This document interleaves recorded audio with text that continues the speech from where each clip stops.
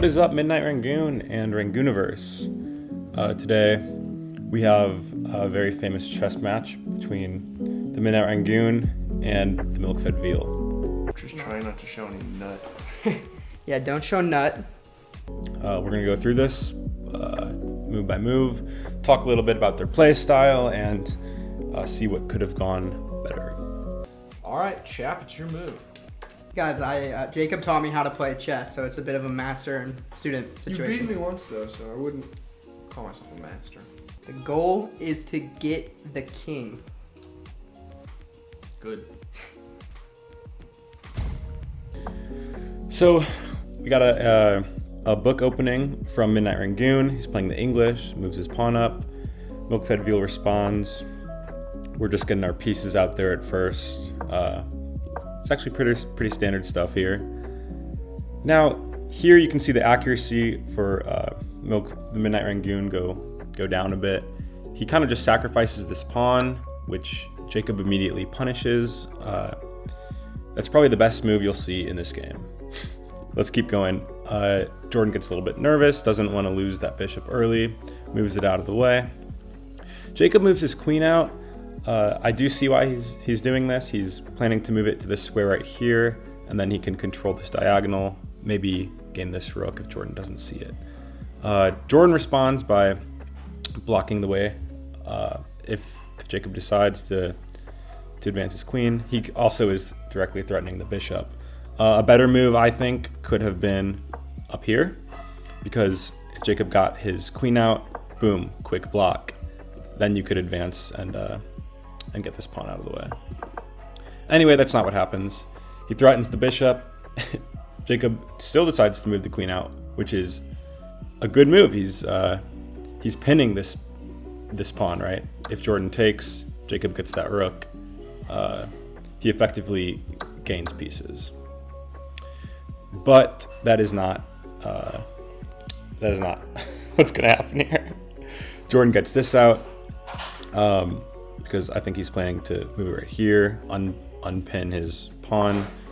Jacob doesn't see it and unpins the pawn by himself. You can see Midnight Rangoon's accuracy score goes way up here. Now he's free to take the bishop, but of course he doesn't. The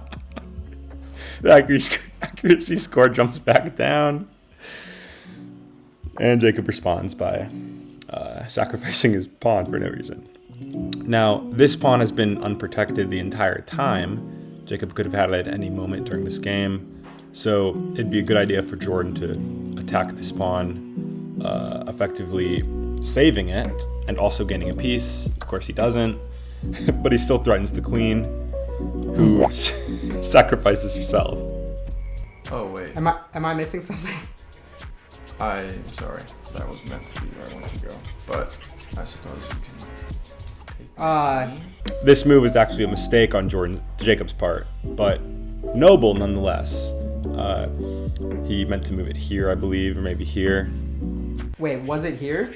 Yeah. And then you put it... I was just trying to put it in safety, so I meant that. I think... What do you got? I mean, by the rules of chess, Yeah. I have to sacrifice my queen. So. And they paid me money to win, so...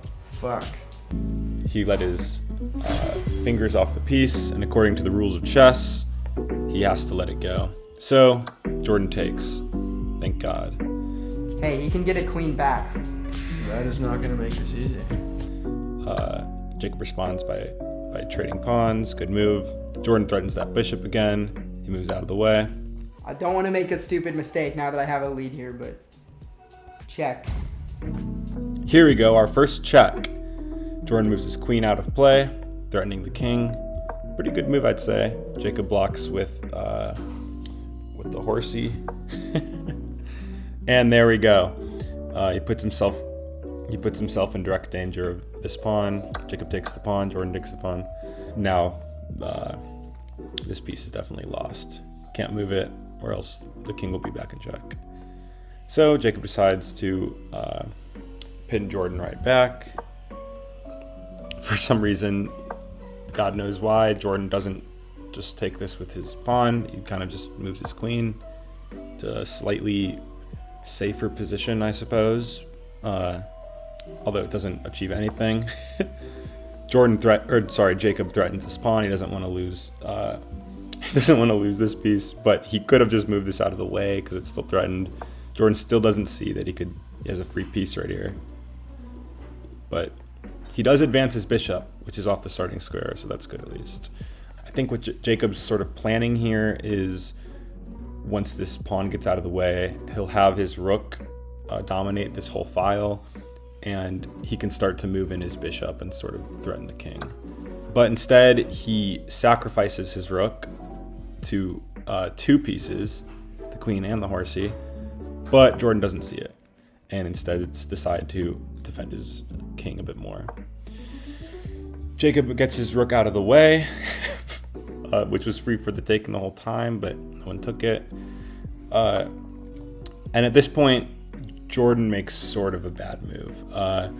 He moves his horsey out of the way so that his bishop can threaten this piece. His rook was already threatening this piece.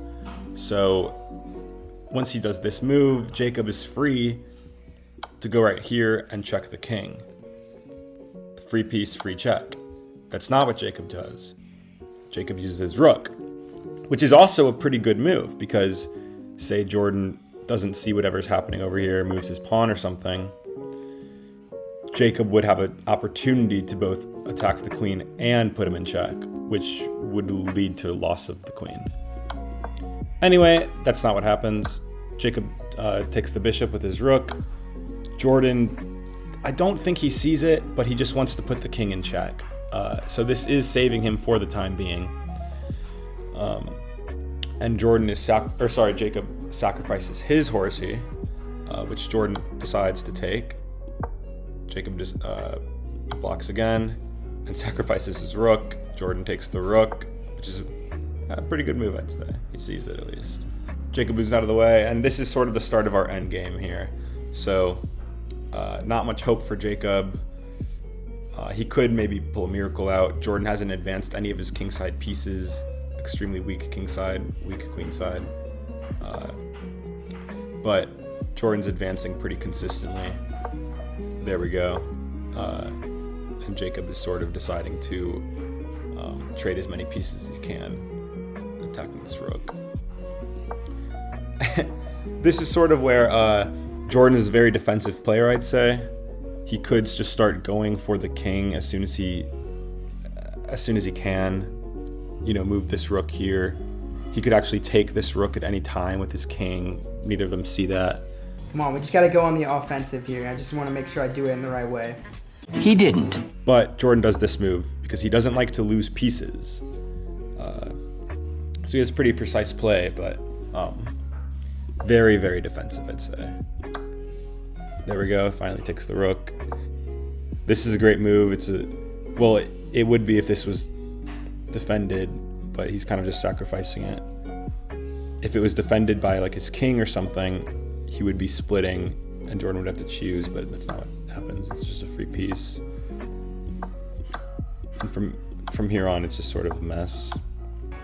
See, I can't finish it. Move the second rook out. I'm too good. I don't need the second rook. Just don't even think, I have to think. Okay.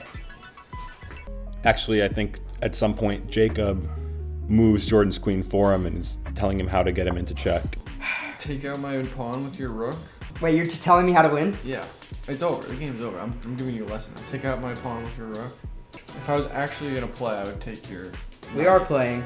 There's 3 minutes left in the Chiefs game. I want to watch it. Now, Wait, hold on. I would just put your queen right here. It's a pretty interesting play.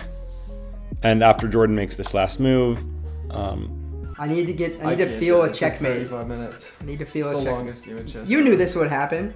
You can't take this. That's it. That's game. That's your winner. Jacob declares that he is in checkmate when he is in fact not. He can move here. And that's the end of the game, pretty much. Good game. Enjoy the Chiefs game.